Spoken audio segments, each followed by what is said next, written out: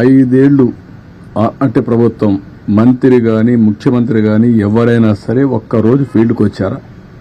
ఒక్కరోజు వచ్చాడు ఫీల్డ్కి, అది కూడా రెడ్ కార్పెట్ వేసి పెద్ద ఎత్తున ఫీల్డ్ విజిట్ చేశాడు.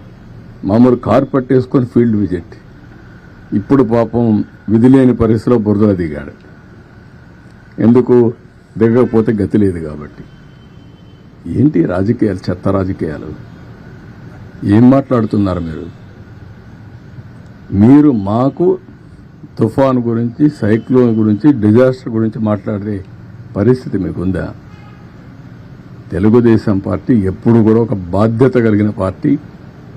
ఎవరికి ఎక్కడ కష్టమున్నా సమర్థవంతంగా, అది కూడా ఒక శ్రద్ధతో పనిచేసే పార్టీ. పేదవాడికి ఎక్కడా ఇబ్బంది లేకుండా చేయడం కోసం అన్ని విధాల ప్రయత్నం చేసే పార్టీ.